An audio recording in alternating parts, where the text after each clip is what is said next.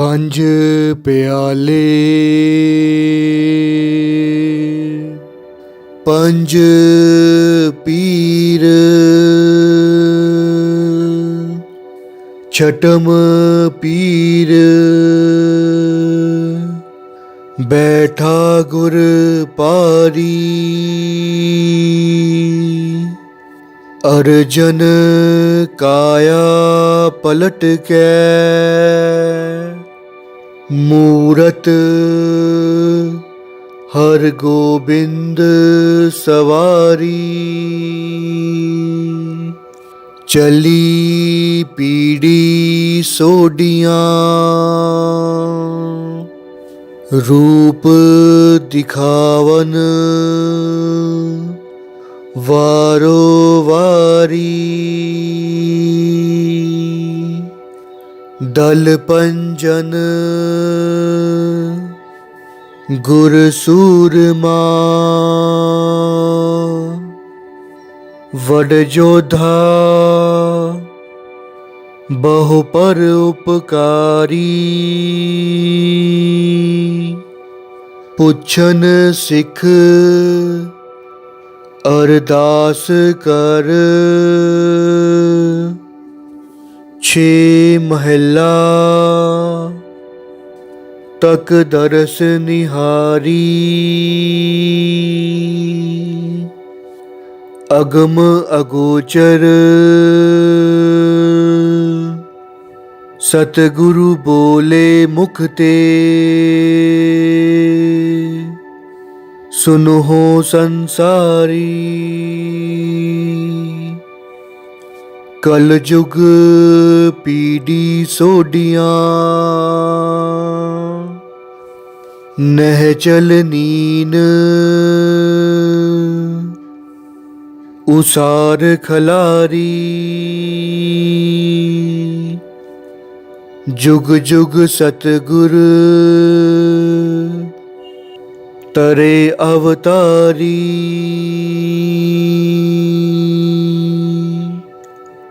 वाहिगुरु जी का खालसा वाहिगुरु जी की फतेह। मेरी पीरी के मालिक कलयुग के अवतार दीन दुनिया के रक्षक गरीब निवाज सोडी सुल्तान अकाल तख्त की सिरजनहार छेवीं पातशाही साहिब श्री गुरु हरगोबिंद साहब जी का प्रकाश 19 जून 1595 को गुरु की वडाली ज़िला अमृतसर माता गंगा जी की कुखों गुरु साहिब जी का प्रकाश हुआ, जिनके पिता आप पंचम पातशाह कलयुग के जहाज गुरु अर्जन देव जी थे।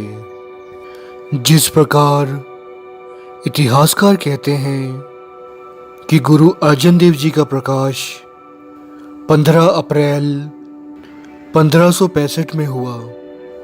1574 में जब वे 11 साल के थे तब उनकी शादी हुई थी।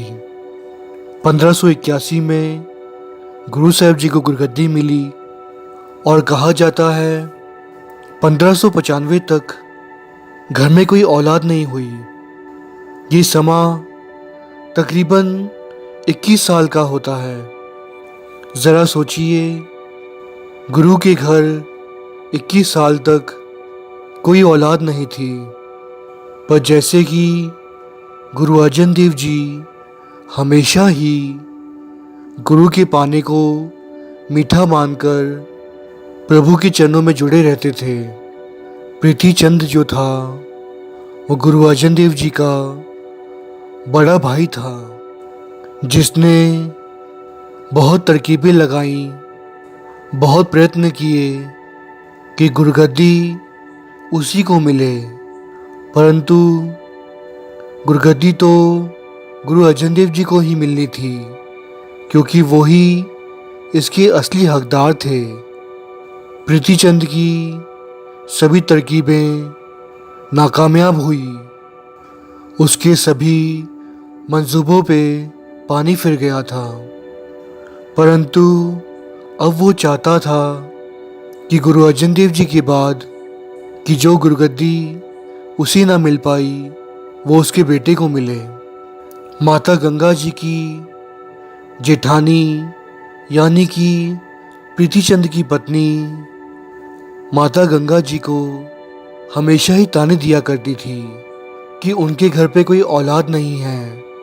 यह सुनकर माता गंगा जी को बहुत ठेस पहुंचती थी, बहुत दुख होता था। परंतु इस बार जब प्रीतिचंद की पत्नी ने माता गंगा जी को ताना दिया तो उन्होंने आकर गुरु अर्जन देव जी के चरणों में प्रार्थना की, अरदास की। कहा, हे सच्चे पातशाह, लोक परलोक के मालिक, सृष्टि को चलाने वाले, दुनिया के पालनहार, आप सभी पर कृपा करते हैं। हे सच्चे पातशाह, मेरी झोली में भी पुत्र की दात बख्शो। वैसे तो गुरु अर्जन देव जी क्या नहीं कर सकते थे, दीन दुनिया के मालिक थे, परंतु उन्होंने अपने भगत की उपमा करानी थी। इसीलिए गुरु अर्जन देव जी ने माता गंगा जी से कहा कि आपको पुत्र की प्राप्ति के लिए ब्रह्म ज्ञानी बाबा बुड्ढा जी के पास जाकर ये दात प्राप्त करनी होगी। गुरु साहब जी के कहने पर माता गंगा जी अगले ही दिन बाबा बुड्ढा जी के पास जाने के लिए तैयार हुई। उन्होंने दासियों से लंगर पकवाया और इतिहासकार कहते हैं माता गंगा जी घोड़े पर बैठकर साथ में दासियों को लेकर एक छोटा सा जत्था बनाकर बाबा बुड्ढा जी के पास पहुंची। बाबा बुड्ढा जी ने दूर से घोड़ों की आने की आवाज़ सुनी और सिख से पूछा, ये कौन आ रहा है? गुरु घर में ये पाजड़ कैसे पड़ गई? गुरु की महल यहाँ कैसे? इतना बड़ा वचन कह दिया। कहते हैं यही वचन आगे जाकर सिद्ध हुए थे।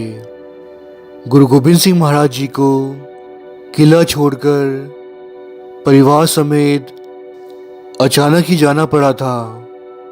बाबा बुड्ढा जी उपरंत भक्ति में लीन हो गए थे। कहते हैं जब माता गंगा जी बाबा बुड्ढा जी की आश्रम में पहुंची थी तो सिखों ने कह दिया था कि बाबा जी तो बंदगी कर रहे हैं, और माता गंगा जी वापस लौट गई थी।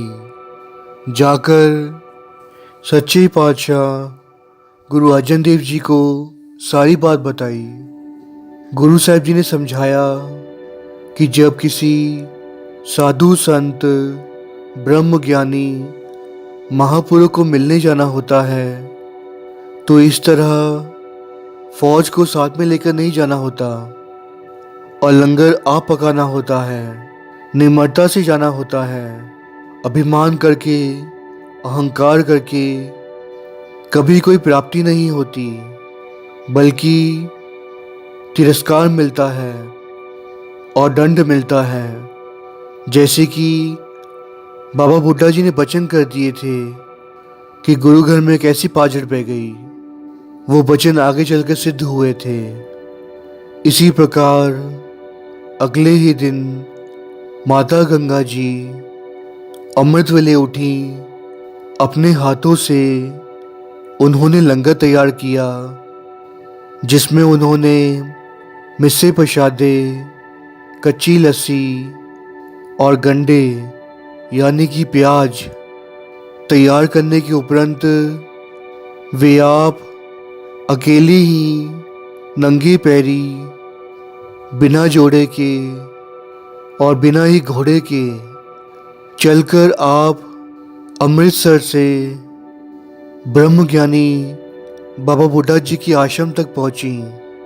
इस बार बाबा बुड्ढा जी ने उन्हें दूर से देख लिया कि गुरु के महल आ रहे हैं।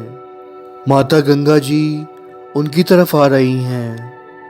वे उठकर खड़े हुए और हाथ जोड़कर कहा, माता जी, आज बहुत भूख लगी थी। अच्छा हुआ आप हमारे लिए लंगर ले आईं। इसी प्रकार माता गंगा जी ने अपने हाथों से बाबा बुड्ढा जी के लिए लंगर परोसा। बाबा जी ने वो लंगर बहुत ही चाव से छका और बाबा जी ने गंडे को, प्याज को अपने हाथों में लिया और जोर से मुक्का मारते हुए वचन कर दिया कि आपके घर वो शूरवीर, वो महायोद्धा जन्मेगा जो आतंकी मुगलों का सर इस प्रकार पन्नेगा। माता बहुत प्रसन्न हुई और बाबा जी को फतेह बुलाकर वे घर लौट गईं। समय आने पर गुरु अर्जन देव जी के घर माता गंगा जी की कुखों गुरु हरगोबिंद साहब महाराज जी का प्रकाश हुआ। प्रीतिचंद गुरु अर्जन देव जी का बड़ा भाई था और बड़े भाई होने के नाते वो शुरू से ही चाहता था कि गुरु रामदास साहब जी गुरुगद्दी उन्हें सौंपें। प्रीतिचंद गुरु घर की कार सेवा संभालता था। संगतों से आई हुई माया में हेर फेर करता था। गुरु घर की गोलक में से माया चुरा लेता था और यहाँ तक कि गुरु अर्जन देव जी के खिलाफ उसने बहुत सारे षड्यंत्र रचे थे, जिसमें वो हर बार ही नाकामयाब हुआ था। उसने बहुत उपाय किए कि गुरुगद्दी उसी को मिले। कई बार प्रयत्न किए कि गुरु अर्जन देव जी को झुकलाया जाए, नीचा दिखाया जाए। उसने गुरु अर्जन देव जी के साथ कई प्रकार के खेल खेले ताकि गुरुगद्दी कभी गुरु अर्जन देव जी को ना मिले। पर ये जो गुरुगद्दी है वो गुरु नानक देव जी की वो जोत है जो तुरो आई है। आप नारायण कलातार जग में परवरियो। वो तो परमेश्वर आप ही रूप बदलकर सृष्टि पे आए हैं। आखिरकार गुरुगद्दी तो गुरु अर्जन देव जी को ही मिलनी थी और वैसा ही हुआ था।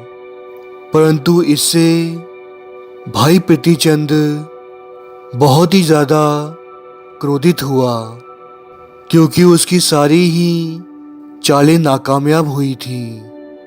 परंतु अब वो ये चाहता था कि जो गुरुगद्दी उसे ना मिल पाई, कम से कम वो उसके बेटे को मिले और ना कि गुरु अर्जन देव जी के बेटे को। इसीलिए उसने बहुत सारे षड्यंत्र रचे। गुरु हरगोबिंद साहब जी को ख़त्म कर दे ताकि गुरुगद्दी उसके बेटे को ही मिले। प्रीतिचंद ने एक चाल चली। उसने एक दाई को चुना और उसे अपनी ओर कर लिया, उसे खरीद लिया। उस दाई को माया देते हुए कहा कि वो अपने अंग पर जहाँ से दूध का अमृत बरसता है वहाँ पर जहर लगा दे और जाकर गुरु हरगोबिंद साहब जी को जहर चटा दे। ऐसा ही हुआ। उस दाई ने अपने अंग पर जहर लगाया और नज़र बचाकर गुरु हरगोबिंद साहब जी जब अकेले थे, गुरु साहब जी के अकेले होने का दाई ने फ़ायदा उठाया और गुरु हरगोबिंद साहब जी के पास पहुंच गईं।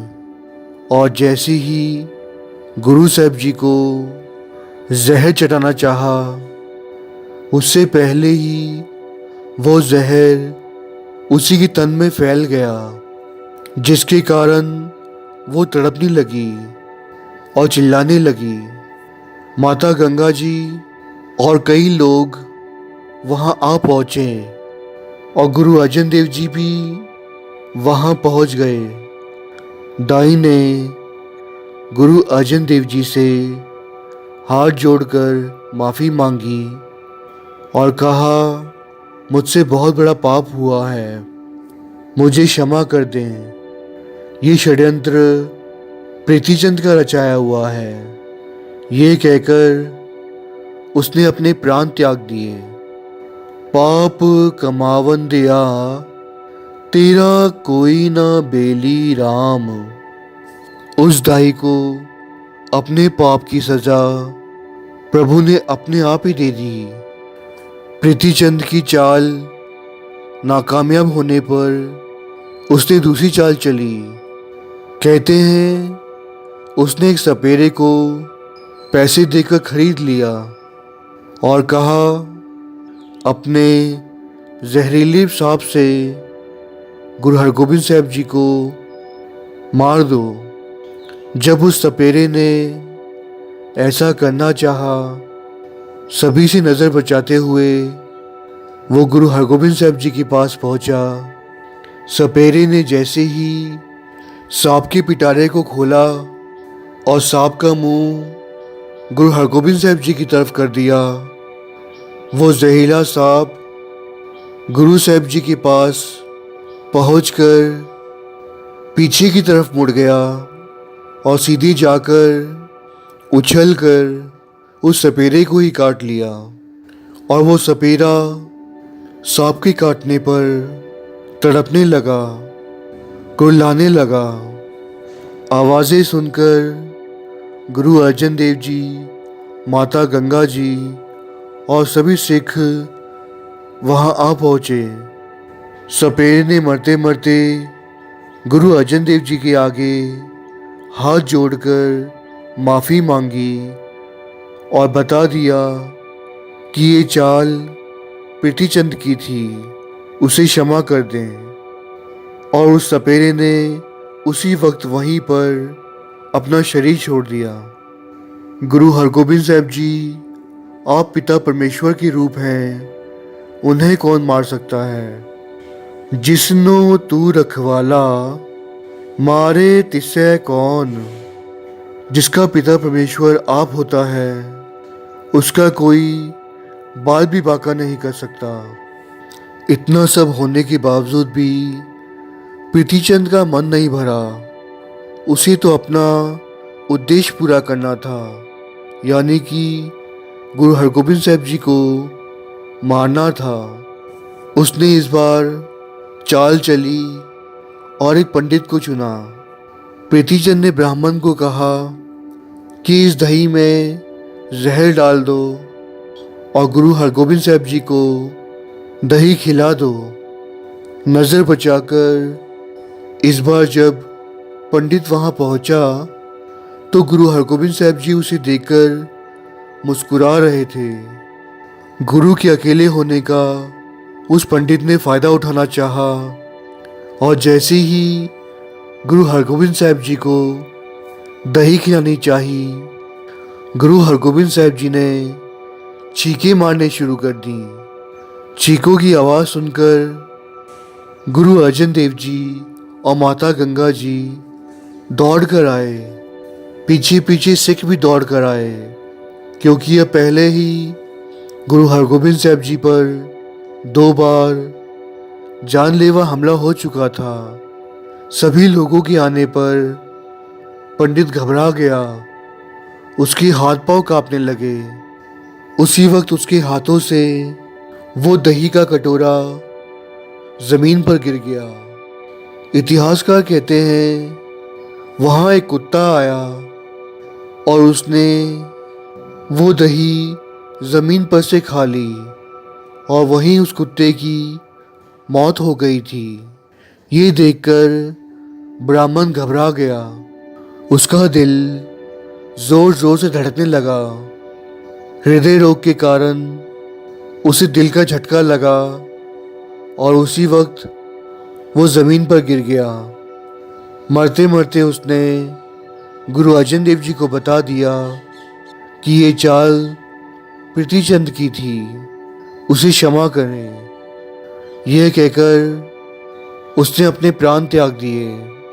लेप ना लागो तिल का मूल, दुष्ट ब्राह्मण होए के सूल। जरा सोचिए, अगर कोई आपके बच्चे के साथ इस प्रकार की हरकत करेगा तो आप क्या करेंगे? परंतु धन है गुरु अर्जन देव जी, जो कि उनके बच्चे पर जानलेवा हमला होने के बावजूद भी वे अपने पूरे परिवार को लेकर प्रीतिचंद के घर गए और जाकर गुरु हरगोविंद साहब जी को उनकी झोली में रखते हुए कहा कि प्रभु ने उनके घर पर 21 सालों बाद संतान दी हैं। आप इनके ताया जी हैं। बड़े होने के नाते आप बच्चे को आशीर्वाद दें कि इसकी लंबी उम्र हो। ज़रा सोचिए, ऐसे थे गुरु अर्जन देव जी, तभी तो उन्हें शांति के पुंज कहते हैं। क्योंकि गुरु साहब जी ने हमें यही सिखाया है कि हमें शांत रहना है, क्रोध नहीं करना। जिस प्रकार फरीद जी अपनी बानी में कहते हैं, जो कि गुरु ग्रंथ साहब जी में अंग 642 पर आया है, फरीदा बुरेदा पला कर, गुस्सा मन न हंडाए, देही रोग न लग गई, पल्ले सब किछ पाए।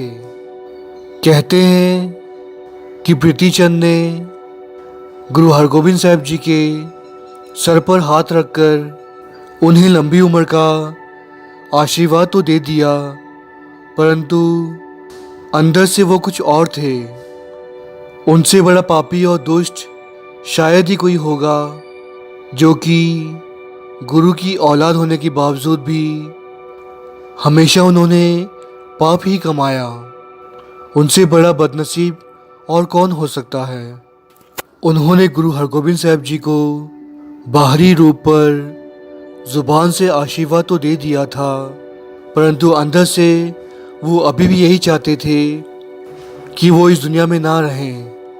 ऐसे लोगों के बारे में भगत फरीद जी ने आशा राग में गुरु ग्रंथ साहब जी में अंग 460 पर ये फरमाया है, दिलहो मोहब्बत जिन सेई सचिया, जिन मन होर मुख होर, से कांडे कचिया, रत्ते इश्क खुदाए, रंग दीदार के, विसरिया जिन नाम, ते पुए पार्थिए।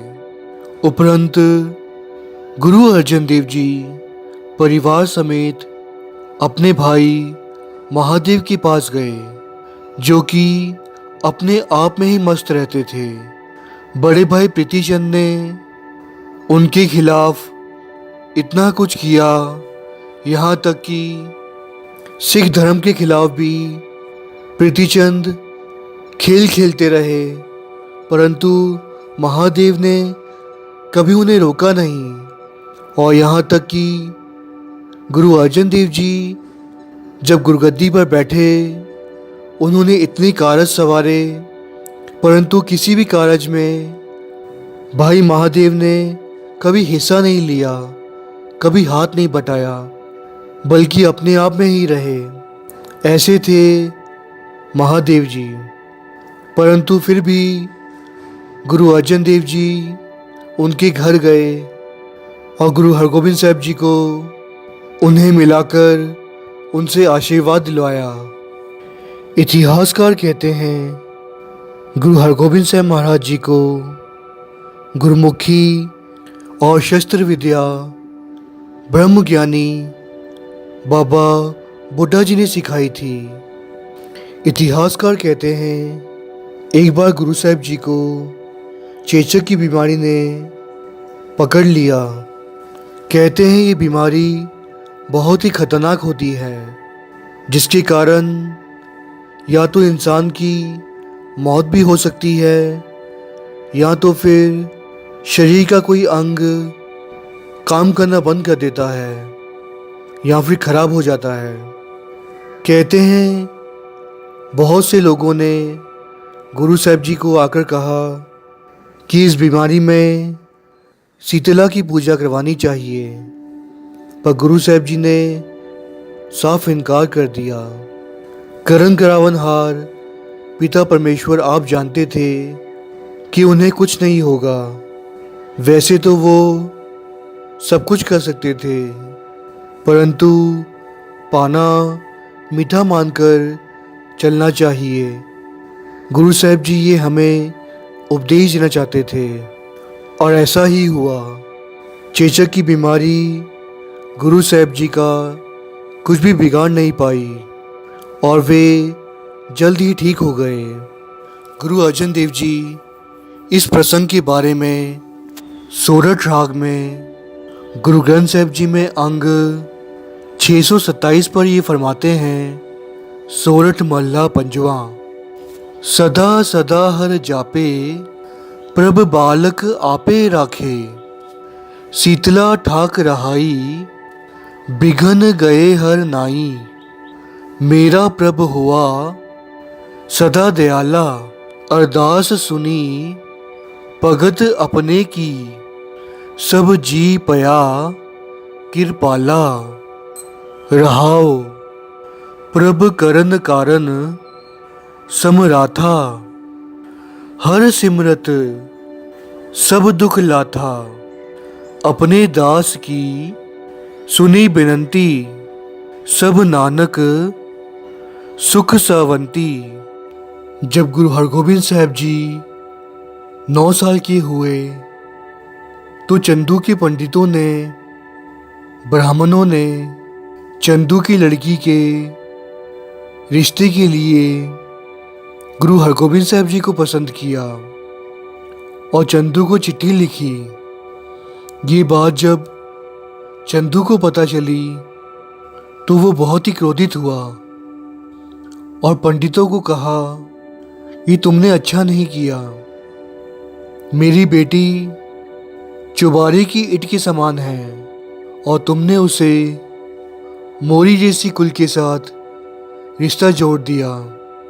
इस बात का जब गुरु के सिखों को पता चला तो गुरु के सिखों ने दिल्ली से गुरु अर्जन देव जी को चिट्ठी लिखी और कहा, चंदू की बेटी का रिश्ता आए तो इनकार कर देना, क्योंकि चंदू ने गुरु घर के बारे में बहुत बुरा भला कहा है। जब पंडित चंदू की लड़की का रिश्ता लेकर गुरु साहिब जी के चरणों में पधारे तो गुरु साहिब जी ने चंदू की लड़की का रिश्ता लेने से इनकार कर दिया। ये बात जब चंदू को पता चली तो वो बहुत क्रोधित हुआ। एक बार की बात है, गुरु साहिब जी का दीवान सजा हुआ था। वहाँ पर दल्ले पिंड के रहने वाले भाई नारायण दास गुरु साहिब जी की हजूरी में आए और हाथ जोड़कर बेनती की कि उनकी पुत्री दामोदरी का हाथ गुरु हरगोबिंद साहिब जी के हाथों में दिया जाए। भाई नारायण दास ने अपनी पुत्री दामोदरी के रिश्ते के लिए गुरु साहिब जी के चरणों में बेनती की और गुरु साहिब जी ने वो बेनती परवान कर ली। उपरंत गुरु हरगोबिंद साहिब जी की सगाई भाई नारायण दास जी की पुत्री दामोदरी से की गई। 1605 में जहांगीर ने दिल्ली का राज संभाला। जहांगीर शुरू से ही नहीं चाहता था कि सिख आगे बढ़ें। वो दुनिया में सिर्फ और सिर्फ इस्लाम धर्म चाहता था। चंदू ने जहांगीर को भड़काया और कहा कि सिख कौम दूर दूर तक फैलती जा रही है। गुरु अर्जन देव सिक्खी का प्रचार कर रहे हैं, जिससे कि मुस्लिम कौम को खतरा है।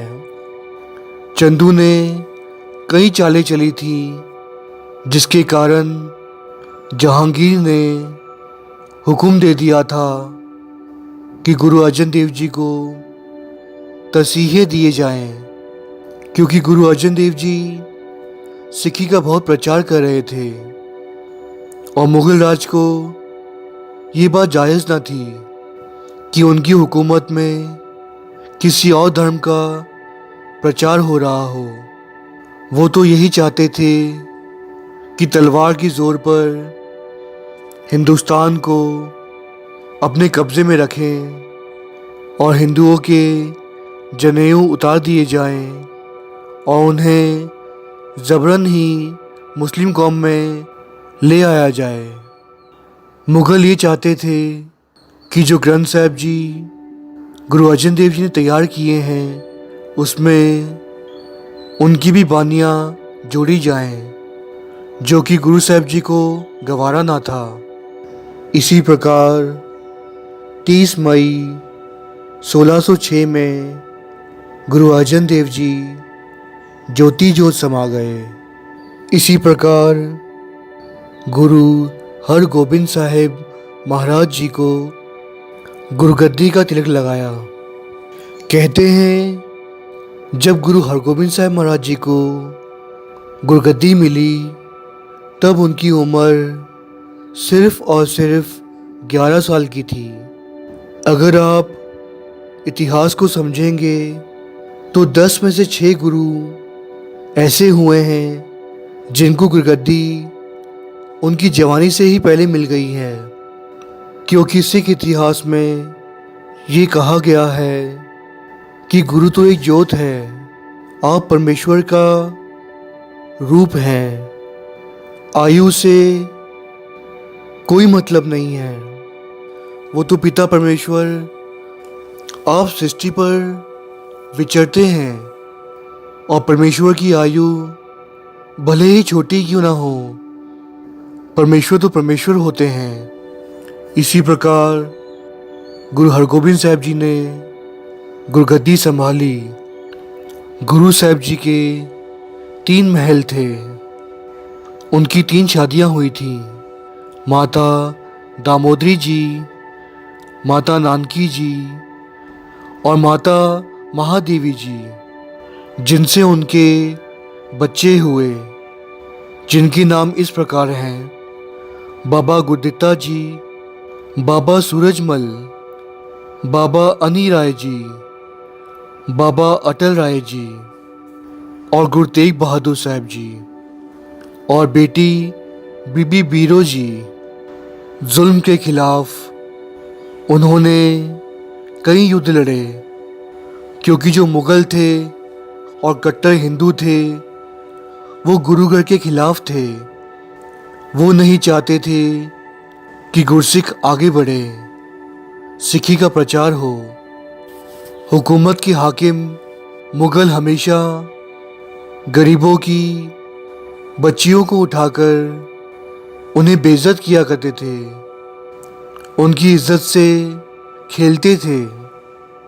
दुनिया में कई युद्ध हुए हैं जो कि ज़मीन, पैसा और स्त्री के लिए हुए हैं, परंतु गुरु साहिब जी ने युद्ध लड़े औरतों की इज्जत बचाने के लिए, जुल्म का नाश करने के लिए और गरीबों को उनका हक दिलाने के लिए।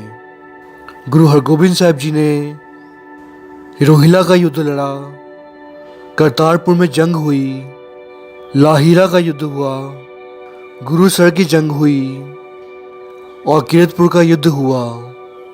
ये सभी जंगें गुरु साहिब जी ने दूसरों के लिए लड़ी। ताकि धरती पर से जुल्म का नाश हो सके। वारा जो कि कभी टाडी गाया करते थे, इसमें टाडी सिंह जंग और युद्ध की दास्तां बयां करते थे। परंतु गुरु साहब जी ने यही वारा रागी सिंहों को गाने के लिए कहा, क्योंकि जो वारा होती हैं वो बड़े ही जोश भरी होती हैं और गुरु साहब जी चाहते थे जोश के साथ सिंह होश में भी रहें। इसी प्रकार 1609 में अकाल तख्त की सृजना की उन्होंने, जहाँ पर पहले टाडी नत्था और अब्दुल्ला थे। गुरु साहब जी ने सिखों को ये सिखाया था कि कभी बदले की भावना नहीं रखनी, किसी को दुनिया में दुश्मन नहीं समझना, किसी की ईर्ष्या नहीं करनी, बल्कि सब पर दया करनी है, परंतु दुष्टों को सोधना है, जुल्म का खात्मा करना है। इसी प्रकार गुरु साहब जी ने अकाल तख्त में सबसे पहले अकाल बुंगा बनवाया। कहा जाता है सबसे पहले वहाँ पर अकाल बुंगा खड़ा किया गया। गुरु साहब जी ने ये काम ब्रह्म ज्ञानी बाबा बुड्ढा जी को सौंपा। कहते हैं वृद्ध अवस्था में भी बाबा बुड्ढा जी ने अपने आप ही किसी की भी मदद न लेते हुए ये बुंगा तैयार किया, क्योंकि जिस अकाल तख्त में सियासत का विचार करना हो, जुल्म का नाश करने के बारे में विचार करना हो, वहाँ की नींव बहुत ही पक्की होनी चाहिए। वे चाहते थे सियासत की नींव धर्म के साथ जोड़ी जाए। अगर धर्म पक्का होगा तो ही सियासत पक्की हो पाएगी। किसी ही राज ना हाथ लगायो, बुड्ढा ओगड़दास बनायो। कहते हैं उस बुंगे को किसी ने भी हाथ नहीं लगाया, बाबा बुड्ढा जी ने वो आप ही बनाया था। गुरु साहब जी ने बताया कि अगर सत्ता हो तो धर्म का होना बहुत ज़रूरी है, नहीं तो इंसान बादशाह जहांगीर जैसा हो जाता है, जिसके पास सत्ता तो है पर धर्म नहीं है। सत्ता के अहंकार में लोग बुरे काम करने लग जाते हैं। यदि इंसान के मन में धर्म ना हो, शांति ना हो, किसी का भला करने की इच्छा ना हो, गरीब की रक्षा ना कर सके, गरीब की रक्षा करने के बारे में ना सोचे, तो सत्ता धारण करने वाला व्यक्ति जुल्मी बन जाता है, दुष्ट कहलाता है। इसीलिए सत्ता के साथ धर्म होना बहुत ज़रूरी है। इसी प्रकार गुरु साहब जी ने अकाल तख्त की नींव रखी। मेरी पीढ़ी की 2 कृपानें धारण की, क्योंकि वो एक संत सिपाही थे। क्योंकि हिंदुस्तान में ऐसा वक्त था जो लोग या तो फिर संत होते थे या तो फिर सिपाही होते थे। दोनों बातें एक मनुष्य में देखना बहुत ही मुश्किल था। और जो संत होते थे वो उस समय सिर्फ प्रभु का नाम जपाया करते थे, या तो फिर प्रभु को ढूंढने के लिए जंगलों पहाड़ों पर चले जाते थे। और जो सिपाही होते थे वो जुल्म के खिलाफ लड़ते तो थे, परंतु वो प्रभु को मानते नहीं थे। वो सोचते थे कि मुझे ही लड़ना है, जुल्म के खिलाफ आवाज़ उठानी है। इस प्रकार की सोच हिंदुस्तान में थी। परंतु गुरु हरगोबिंद साहब जी ने समझाया कि हमें संत सिपाही बनना है, गुरु को विसरना नहीं है और जुल्म के खिलाफ हमेशा लड़ना है। गुरु साहब जी ने ऐलान कर दिया कि जो भी गुरु का सिख उनको मिलने आए तो बेटा सिर्फ और सिर्फ शस्त्र और घोड़े लेकर आए। गुरु साहिब जी ने सिखों को समझाया कि आप सभी को शस्त्र विद्या लेनी है ताकि हर व्यक्ति जुल्म के खिलाफ लड़ सके। वो ऐसा वक्त था जब औरतें घर पर ही चूल्हा बर्तन किया करती थीं। वे कभी घर से बाहर नहीं निकलती थीं, यहाँ तक कि घूंघट तक रखती थीं। परंतु गुरु साहिब जी ने समझाया कि औरतों को भी शस्त्र विद्या लेनी चाहिए ताकि वक्त आने पर अगर वो अकेली भी हों तो जुल्म का मुकाबला कर सके और जुल्म का नाश कर सके, जुल्म के खिलाफ लड़ सके और अपनी रक्षा खुद भी कर सके। गुरु साहिब जी ने सिखों को समझाया कि उन्हें इतना भी नहीं झुकना कि कोई उनकी पगड़ी को रौंद कर चला जाए, और अहंकारी कभी नहीं बनना, अभिमान में कभी नहीं रहना कि तुम किसी की पगड़ी को अपने पैरों में रौंद दो। सभी की इज्जत करनी है, सभी का सत्कार करना है, परंतु जुल्म के खिलाफ लड़ना है। गुरु साहिब जी अमृतसर से सिखी का प्रचार करने के लिए कश्मीर गए। वहाँ कुछ महीने वो ठहरे थे। कहते हैं एक बार की बात है कि गुरु हरगोबिंद साहिब जी सिखों के साथ कहीं जा रहे थे और रास्ते पर चलते चलते जब वे घोड़े पर थे तो गुरु साहिब जी ने एक बच्चे की रोने की आवाज़ सुनी और उन्होंने सिखों को कहा कि वहाँ कूड़े में कोई बच्चा रो रहा है, जाओ उसे ले आओ। सिखों ने जाकर देखा कि कूड़े में एक बच्चा पड़ा हुआ है जो कि दिखने में बहुत ही अजीब है। उसके दांत बाहर हैं, वो काला है, उसके नैन नक्श बिल्कुल अच्छे नहीं हैं। वो बच्चा दिखने में बहुत ही अजीब था। गुरु के हुक्म अनुसार सिख उस बच्चे को उठाकर गुरु साहिब जी के चरणों में ले आए और कहा, सच्चे पातशाह ये बच्चा तो कुथरा है, ऐसे बच्चों को पनौती समझा जाता है। शायद इसीलिए इस बच्चे के माँ बाप ने जन्म लेते ही इस बच्चे को कूड़े में फेंक दिया। गुरु साहिब जी ने मुस्कुराते हुए कहा, ये कुतरा नहीं, ये तो सुतरा है। इसी प्रकार उस बच्चे का नाम सुथरा पड़ गया। कहते हैं ये बच्चा सारा जीवन गुरु हरगोबिंद साहिब जी के साथ ही रहा।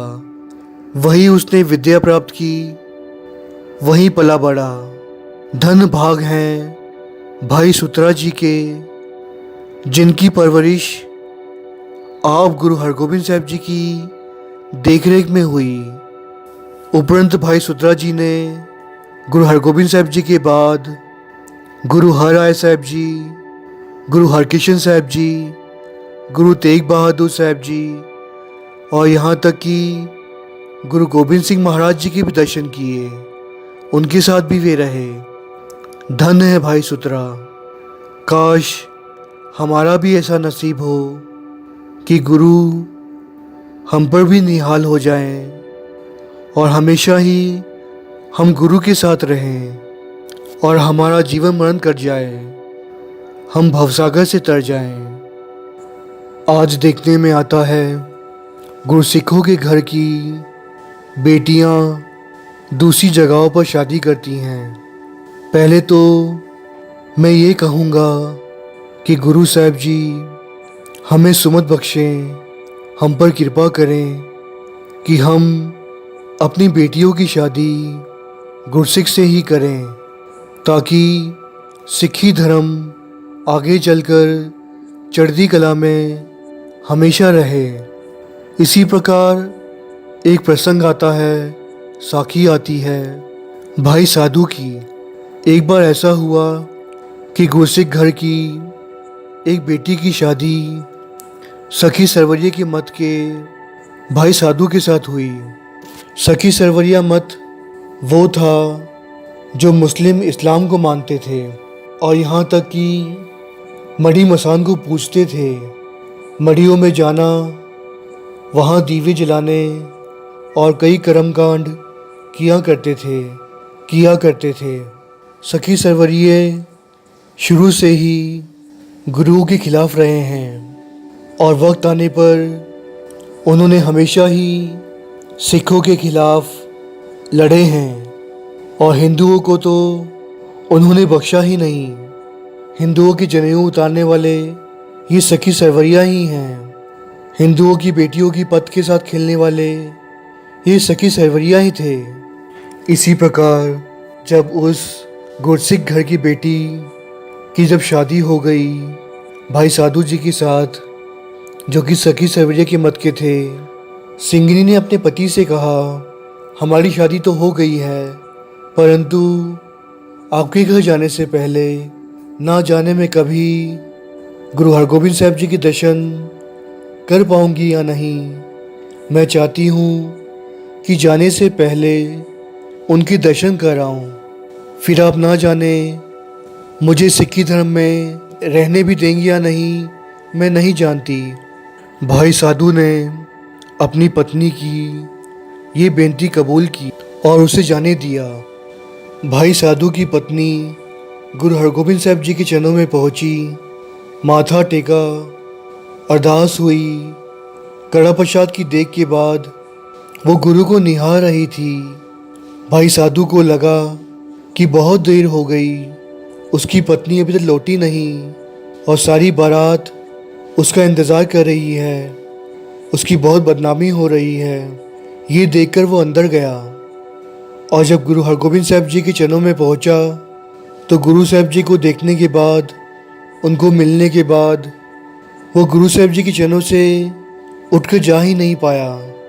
उसने गुरु साहब जी के चरण पकड़ लिए, आंसुओं से गुरु साहब जी के चरण धो दिए, अरदास बेनती की कि हे सच्चे पातशाह, मुझे भी अपना सिख बना लो, मुझे भी गुरसिखी बख्शो, मैं आपका बनना चाहता हूँ। जिंदगी भर ना जाने में कहाँ कहाँ भटकता रहा, पर आपके दर्शनों के बाद ऐसा लगा जैसे खुदा मेरे सामने बैठे हों। अब आपको छोड़कर मैं कहीं नहीं जाना चाहता। इसी प्रकार भाई साधु भी गुरसिख बन गया और दोनों पति पत्नी मिलकर चढ़ती कला में उन्होंने गुरसिख जीवन बिताया। धन्य है गुरु जो अपने बच्चों की लाज रखता है, उन्हें भटकने से बचा लेता है। कहते हैं कश्मीर में एक माता रहती थी जो कि बहुत ही गरीब थी। घर में खाने को अनाज तक नहीं होता, पर गुरु घर के साथ उस माता का बहुत ज़्यादा प्रेम था। गुरु हरगोबिंद साहब महाराज जी के दर्शनों के लिए उसके नैन तरस रहे थे। बूढ़ी आंखों से देखना भी कम हो गया था, पर एक आशा रखी बैठी थी कि कभी गुरु हरगोबिंद साहब जी के उन्हें दर्शन हो जाएं और उनका जीवन सफल हो जाए। कहते हैं उस माता ने गुरु हरगोबिंद साहब महाराज जी के लिए एक चोला सिला था। माता ने कुछ लोगों से पूछा कि गुरु साहब जी का कद कितना है। पूछने पर पता चला कि गुरु साहब जी बहुत ही ऊंचे लंबे हैं। लोगों ने बताया कि गुरु साहब जी का कद 7 फुट से भी ऊपर है। उस माता ने एक साधारण कपड़े को लेकर गुरु साहब जी के लिए लंबा सा चोला सिल दिया और जैसे ही पता चला कि गुरु हरगोबिंद साहब जी का दीवान सजा है, गुरु साहब जी के चरणों में जाकर जब माता ने माथा टेका तो देखा कि गुरु साहब जी तो तख्त पर एक महाराजा के समान बैठे हैं। उनकी इतनी शानो शौकत है, सेवादार चौर कर रहे हैं। और जो उन्होंने चोला पहना है वो मखमली है, बेशकीमती है। माता की आंखें शर्म से झुक गईं कि मैं भी कितनी भोली हूँ। परमेश्वर का रूप आया है और मैं इतना सस्ता सा और इस तरह के कपड़े का चोला सिलकर लाई हूँ। माता ने विचार किया और शर्म से सबसे पीछे जाकर संगत में बैठ गईं और आंखें बंद करके गुरु साहब जी का ध्यान करके रोने लगीं। अचानक गुरु साहब जी तख्त से उठे और संगत की ओर से होते हुए उस माता के पास आ पहुंचे। संगत देखकर हैरान थी कि दीवान के बीच में गुरु साहब जी उठकर क्यों जा रहे हैं। उस माता के पास आकर कहा, माता मैं आ गया, मेरा चोला मुझे दे दो। माता ने जब आँख खोली तो जैसे उसके पैरों के नीचे से ज़मीन ही खिसक गई कि गुरु साहब जी तख्तों के मालिक, सृष्टि के मालिक, दीन दुनिया के पालनहार, सृष्टि के मालिक, भवसागर को तारने वाले आप चलकर मेरे पास आए हैं। और जिन्होंने खुद इतना महंगा बेशकीमती चोला पहन रखा है, वो मुझ गरीब से इस तरह का गंदा चोला मांग रहे हैं। उसकी आंखों में और आंसू आ गए। उसने गुरु साहब जी के चरण पकड़ लिए। गुरु साहब जी ने कहा, नहीं माते, शर्मिंदा मत हो। और माता जी के हाथों से गुरु साहब जी ने वो चोला ले लिया और कहते हैं गुरु साहब जी ने वही चोला पहना और तख्त पर बैठे, जबकि वो चोला कुछ ज़्यादा ही लंबा हो गया था और ऐसे कपड़े का था जैसे बोरे का हो। परंतु फिर भी माता की श्रद्धा को देखते हुए गुरु साहब जी ने वो चोला पहना। शायद इसीलिए गुरु साहब जी को गरीब निवास कहते हैं, क्योंकि गुरु साहब जी कभी किसी की हैसियत नहीं देखते, अमीरी या गरीबी नहीं देखते। वो तो मन की श्रद्धा देखते हैं, मन का प्यार देखते हैं। जिन प्रेम कियो तिन ही प्रभ पायो। जो भी सच्चे दिल से गुरु से प्रेम करेगा, गुरु साहब जी उसकी सभी मनोकामनाएं आप पूर्ण करेंगे और उसकी ज़िंदगी सुखों से भर देंगे, आनंद से भर देंगे। वो आनंद जो सदैव का रहता है।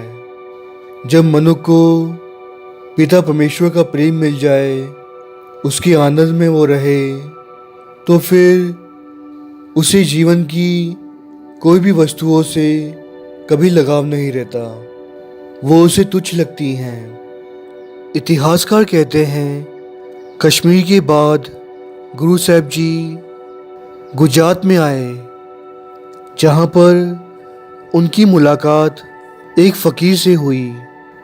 उस फ़कीर ने गुरु साहब जी को देखा, उनकी शानो शौकत देखी, उनका राजभाग देखा और कहा, दौलत की ते फ़कीर की, स्त्री की ते फ़कीर की, पुत्र की होंद की ते संत होना की, हिंदू की ते फ़कीर की।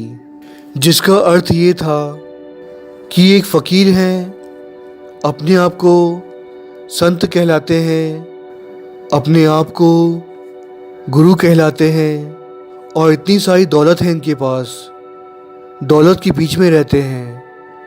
क्योंकि वो वक्त था जब संत जंगलों और पहाड़ों में रहते थे, उनके पास दौलत नहीं हुआ करती थी और ना ही वो शादी किया करते थे, उनकी स्त्री भी नहीं होती थी और ना ही बच्चे होते थे। उस फ़कीर का कहना ये था कि गुरु साहब जी के पास ये सभी कुछ है, ऐसा क्यों? जिस पर गुरु साहब जी ने उस फकीर को बहुत ही खूब उत्तर दिया और कहा, दौलत गुजरान, पुत्र निशान, स्त्री ईमान, फकीर ना हिंदू ना मुसलमान। जिसका अर्थ ये था, गुरु दौलत के साथ रहते हुए भी दौलत से ऊपर है, माया से ऊपर है। और पुत्र जो होते हैं वो निशान होते हैं, आगे पीढ़ी चलाते हैं।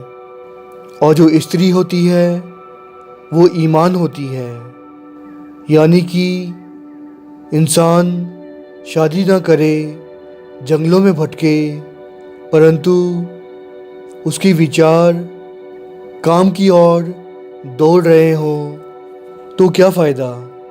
और जो फ़कीर होता है वो जात पात में विश्वास नहीं रखता, वो उसके ऊपर उठ जाता है, वो धर्म का साथ देता है, वो इंसानियत रखता है, धर्म का मतभेद नहीं करता। गुरु हरगोबिंद साहब जी ने शस्त्र रखे, घोड़े रखे, फौज रखी। मुगल राज को ये गवारा ना हुआ। चंदू के बहकाने पर जहांगीर ने ये हुक्म दे दिया कि गुरु हरगोबिंद साहब जी को ग्वालियर के किले में कैद रखा जाए। इतिहासकार कहते हैं गुरु साहब जी ग्वालियर के किले में बहुत समय तक कैद रहे, जहाँ पर 52 और राजे थे जो कि कैदी बने हुए थे। वो वहाँ पर उस किले में बहुत ही कष्ट झेल रहे थे। उनकी ज़िंदगी मानो नर्क से बदतर थी।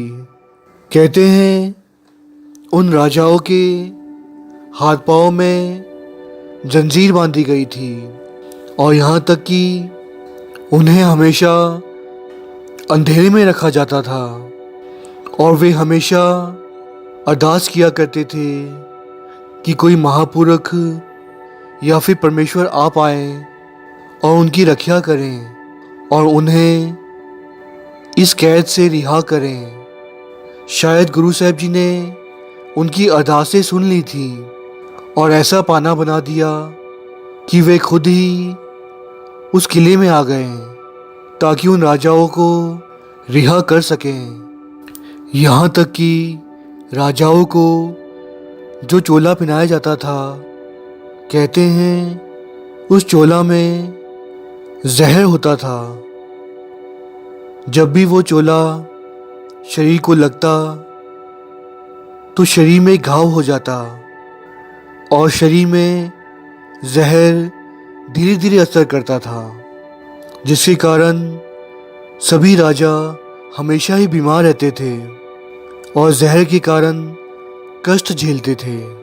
कुछ इतिहासकार कहते हैं कि जो ग्वालियर के किले का मुखिया था, उसका नाम इतिहास में हरदास जी आया है। कहते हैं वो गुरु का सिख था और उसने गुरु साहब जी को मना कर दिया था कि वो कभी जेल का चोला ना पहने क्योंकि उसमें जहर है। और ऐसा ही हुआ। गुरु साहब जी ने उस सिख की बेनती को कबूल किया और जेल में रहते हुए भी कभी वो चोला नहीं पहना। गुरु हरगोबिंद साहब महाराज जी ग्वालियर के किले में राजाओं के साथ बैठकर कथा किया करते थे, कीर्तन किया करते थे और हमेशा ही प्रभु की भक्ति में लीन रहा करते थे। कहते हैं जहांगीर की आंखें खुली और उसे एहसास हुआ कि उसने गलती की है। आप परमपिता परमेश्वर के रूप को कैद करके, इसीलिए उसने गुरु साहब जी को रिहा करने का आदेश दिया। परंतु इस पर गुरु साहब जी ने कहा कि मैं अकेले किले से बाहर नहीं जाऊंगा। ये जो बेचारे 22 तार के 52 राजे हैं, इन्हें भी आपको रिहा करना होगा। इस पर जहांगीर ने कहा, ठीक है, कोई बात नहीं। आपके चोले को पकड़कर जितने राजा किले से बाहर आ जाते हैं उन्हें रिहा कर दिया जाएगा। कहते हैं गुरु साहब जी ने किले में रहते हुए एक ऐसा चोला बनवाया जिसकी 52 कलियां हों, और जिस दिन गुरु साहब जी का बाहर निकलना निर्धारित किया गया था उस दिन गुरु साहब जी ने वो 52 कलियां वाला चोला पहन लिया और सभी राजाओं को कहा कि चोले की कलियां पकड़कर किले के बाहर आ जाओ। ऐसा ही हुआ। गुरु साहब जी की मदद से 22 तार के 52 राजे ग्वालियर के किले से रिहा हो गए। सिखों ने गुरु साहब जी के रिहा होने पर उस दिन बंदी छोड़ दिवस मनाया। कहते हैं सारे हिंदुस्तान में, यहाँ तक कि जहाँ जहाँ सिख रहते हैं सारे विश्व भर में उस दिन दीपमाला की गई। जिस प्रकार हिंदू धर्म में सभी लोग दिवाली मनाते हैं क्योंकि भगवान श्री राम उस दिन लंका में रावण को ख़त्म करने के बाद अयोध्या वापस लौटे थे, इसी प्रकार सिख बंदी छोड़ दिवस मनाते हैं क्योंकि गुरु हरगोबिंद साहब महाराज ग्वालियर के किले से रिहा होकर घर वापस लौटे थे। गुरु साहब जी ग्वालियर के किले से जब बाहर आए, उपरंत जहांगीर ने खुद उनके पास आकर उनके चरणों में माफ़ी मांगी और कहा, मुझसे बहुत बड़ी भूल हुई है जो मैंने आपको पहचाना नहीं कि आप ही पिता परमेश्वर हैं, मुझे माफ़ कर दें। और ये कहा कि गुरु अर्जन देव जी की शहीदी चंदू के भड़काने की वजह से हुई। उसी ने हमें सच को झूठ करके बताया और झूठ को सच साबित करने की कोशिश की। ये कहकर जहांगीर ने चंदू को गुरु हरगोबिंद साहब जी को सौंप दिया। कहते हैं गुरु साहब जी ने चंदू को अपने घर के बाहर रखा, उसकी नाक में नकेल खोप दिया गया और उसके हाथों पैरों को जंजीर बांध दी गई क्योंकि उसी के भड़काने पर गुरु अर्जन देव जी को शहीद किया गया था। जो भी सिख गुरु के दर्शनों के लिए आता वो चंदू को देखने भी ज़रूर आता और अपने जूते उतारकर उसके सर पर, उसके शरीर पर मारता, यहाँ तक कि चंदू के मुंह पर और सारे शरीर पर कालक मलकर सारे शहर भर में घुमाया गया। कहते हैं हरमंदिर साहिब, अमृतसर दरबार साहिब के सामने ही चंदू को बांधा गया था और जो भी गुरु के दर्शनों के लिए आते पहले चंदू की पिटाई करते क्योंकि सभी सिख संगतों के मन में बहुत ही रोष था और बहुत ही ज़्यादा दुख था गुरु अर्जन देव जी की शहीदी का, जिसकी सज़ा चंदू को जितनी भी मिले बहुत कम थी। इसी प्रकार अमृतसर के बाद चंदू को लाहौर ले जाया गया ताकि लाहौर की संगत भी उसे सज़ा दे सके। जब लाहौर में चंदू को घसीट कर ले जाया जा रहा था तब वहाँ पर कहते हैं गुरु अर्जन देव जी को शहीद करते वक्त जब तसीहे दिए गए थे, उस वक्त जिस व्यक्ति ने गुरु साहब जी के सर पर कड़छे से गरम गरम रेत डाली थी, वो व्यक्ति अपने पापों का प्रायश्चित कर रहा था और गुरु का सिख बन गया था। उसने सिक्की धारण कर ली थी। वो इस वक्त लाहौर की ज़मीन पर विचर रहा था और जैसे ही उसे पता चला कि पापी चंदू, जिसके कहने पर उसने इतना बड़ा पाप किया, क्योंकि उस वक्त सरकार मुग़लों की थी और मुग़ल हुकूमत के आगे उसे इतना बड़ा पाप करना पड़ा। जिस गुरु पर चौ साहब झूलता था, सिख उनके चरणों पर आंखें बिछाते थे कि उनके दर्शन हो जाएं। उस रब्बी जोत अकाल पुरख आप पिता परमेश्वर के सिर पर कड़छे से गरम गरम रेत डालनी पड़ी थी। इतिहासकार कहते हैं जिस कड़छे से उस व्यक्ति ने गुरु अर्जन देव जी के सिर पर गरम गरम रेत डाली थी, उसी कड़छे से उसने जाकर चंदू के सर पर वार कर दिया। उस वक्त चंदू का लाहौर की सड़कों पर सरेआम जुलूस निकाला जा रहा था। इस तरह पाप का अंत हुआ और गुरसिखों ने चैन की सांस ली और गुरु का शुक्राना किया। एक शब्द मेरे प्राण बसत है, बहुड़ जन्म ना आवा। कहते हैं गुरु हरगोबिंद साहब जी के समय पर एक बूढ़ी माता थी जो कि गुरु घर में सेवा कर रही थी और सेवा करते करते वो एक शब्द का उच्चारण कर रही थी जो कि बहुत ही गलत था, जिसका मतलब बिल्कुल उल्टा पड़ जाता है। वो कह रही थी तू पापी हम बख्शनहार, जबकि असली पंक्ति है हम पापी तुम बख्शनहार। सिखों ने ये सुन लिया कि माता तो गलत पंक्ति उच्चार रही है, जिसका अर्थ ये होता है कि गुरु साहब जी ही पापी हैं और वो माता बख्शनहार हैं।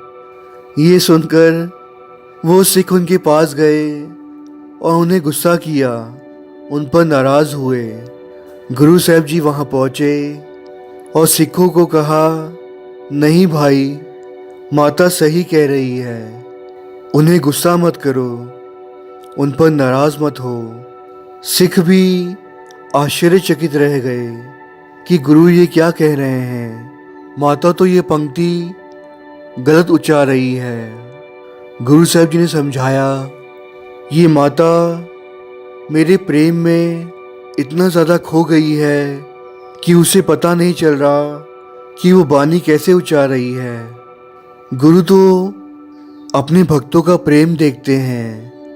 जिस प्रकार गुरु रामदास साहब जी ने आसा राग में गुरु ग्रंथ साहब जी में अंग 450 पर ये कहा है, आसा महला चौथा जिन अंतर हर हर प्रीत है, तिन जन सुगड़ सियाने राम राजे, जे बाहरो पुलचुक बोल दे पी खरे हर पाने।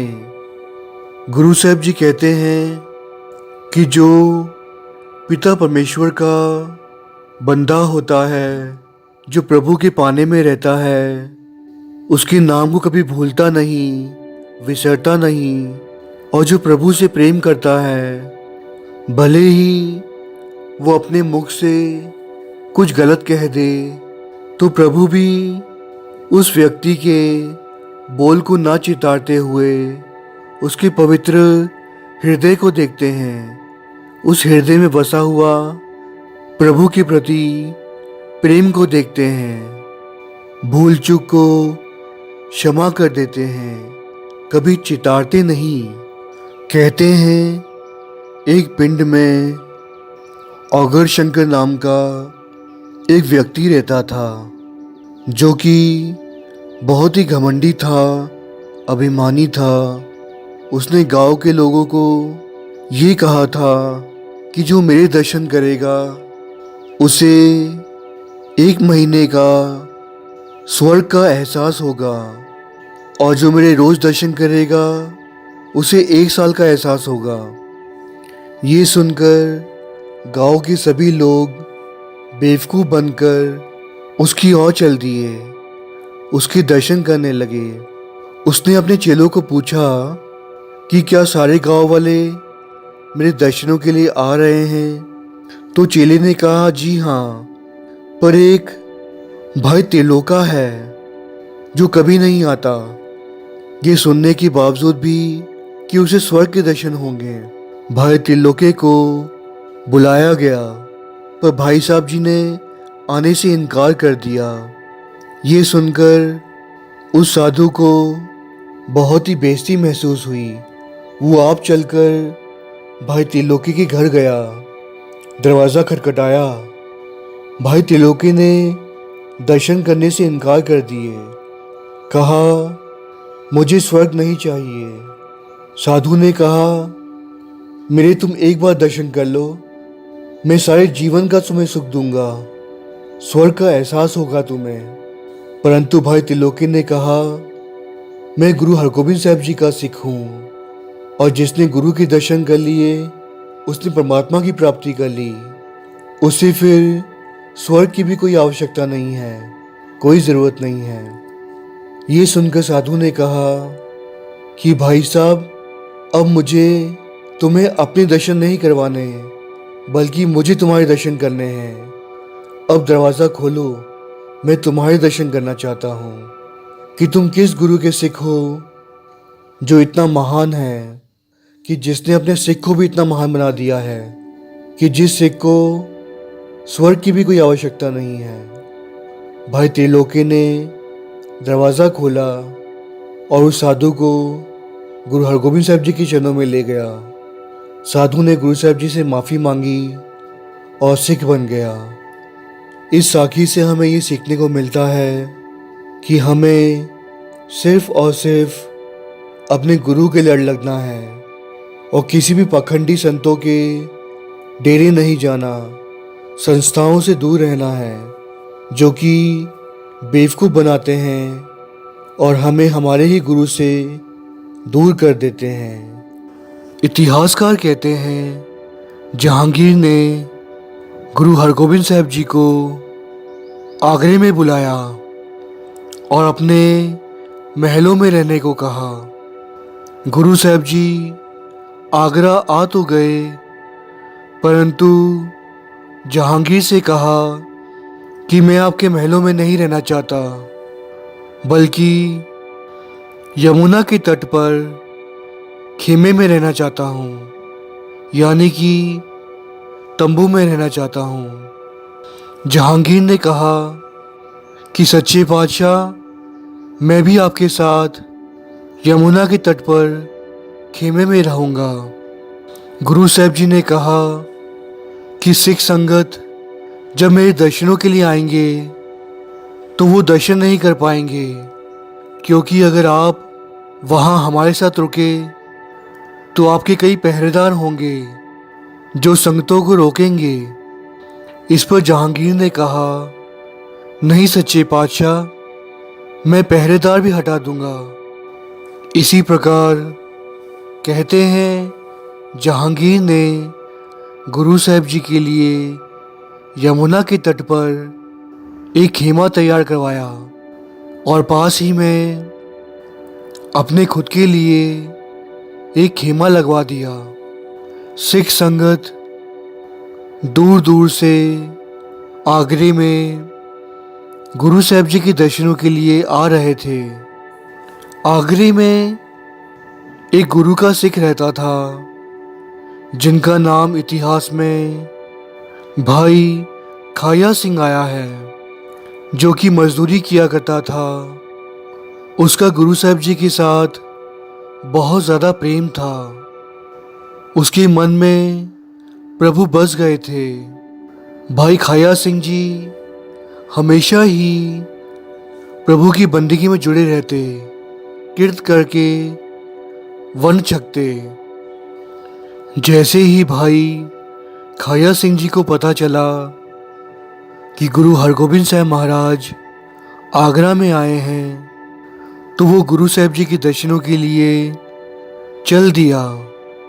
भाई खाया सिंह जी बहुत ही गरीब थे। मजदूरी करके वो अपने परिवार का गुजारा किया करते थे। कहते हैं उस दिन उसने मजदूरी करके घास काटकर 2 कसीरे जमा किए और गुरु के दर्शनों के लिए चल दिया। वहां जाकर उसने देखा वहां 2 खेमे लगे हुए थे, 2 तंबू गड़े थे। भाई खाया सिंह जी गलती से जहांगीर के तंबू में चले गए और जाते ही जहांगीर को गुरु समझकर उसके चरणों में माथा टेका और 2 कसीरे उनके चरणों में रख दिए और हाथ जोड़कर बेनती की, हे सच्चे पातशाह, हे परमपिता परमात्मा, मेरा परलोक संवार दें, मुझे तार लें, मेरा जीवन मरण कट जाए, आवागमन कट जाए। जब जहांगीर ने ये शब्द सुने तो वो हैरान हो गया कि गुरु के सिख कितने प्यारे होते हैं। उसने उठकर खड़े होकर भाई साहब से कहा कि गुरु साहब जी पास वाले खेमे में हैं, मैं बादशाह जहांगीर हूँ। ये सुनते ही भाई साहब जी ने जहांगीर के चरणों में रखे हुए 2 कसीरे उठा लिए। इस पर जहांगीर ने भाई साहब जी का हाथ पकड़ लिया और कहा, ये तो एक बादशाह की बेइज्जती होगी, क्योंकि बादशाह के दर पर भी लोग आते हैं और अपनी भेंटा रखते हैं। आप इस प्रकार एक बादशाह की तौहीन कर रहे हैं। ये कहकर जहांगीर ने हीरों से भरी हुई पोटली भाई साहब के आगे रख दी और कहा, इन 2 कसीहों के बदले ये हीरे जवाहरात की पोटली रख लो। इस पर भाई साहब जी ने जहांगीर को मना कर दिया और कहा कि 2 कसीरे मेरे पूरे दिन की मेहनत की कमाई है और ये कमाई बहुत ही पवित्र और पावन है, और ये जो मोहरों की कमाई है वो पाप की कमाई है। ना जाने कितने लोगों का खून इसमें मिला होगा। मेरे गुरु को तो सच्ची कमाई पसंद है, झूठी नहीं, पाप की नहीं। ये कहकर भाई साहब जी तंबू से बाहर आए गुरु साहब जी को मिलने के लिए, और दीन दुनिया के मालिक, मीरी पीरी दे मालिक, पिता परमेश्वर, जानी जान, कलयुग के अवतार, काटकट के अंतर की जानत, पले बुरे की पीर पछानत। गुरु साहब जी तो सबकी दिल की जानते थे, मन की बात समझ लेते थे।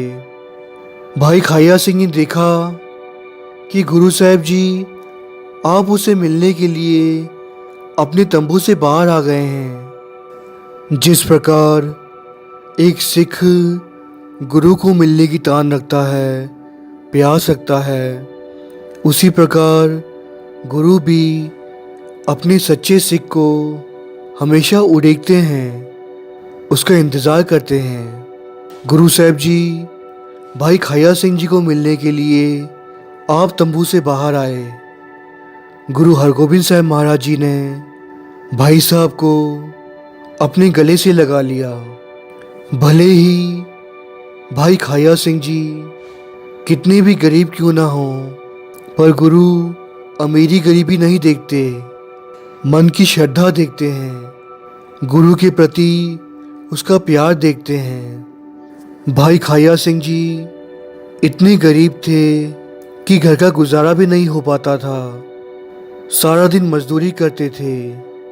फिर भी जब जहांगीर ने 2 कसीरे के बदले हीरो की पोटली पकड़ा दी, तो भी गुरु के सिख ने वो नहीं अपनाई, क्योंकि जब गुरु ही हमसे ये चाहता है कि हम सच्चा सौदा करें और सच्ची कमाई को उसके आगे रखें, तो गुरु के सिख का भी ये फ़र्ज़ बनता है कि वो गुरु की कही हुई राह पर चले।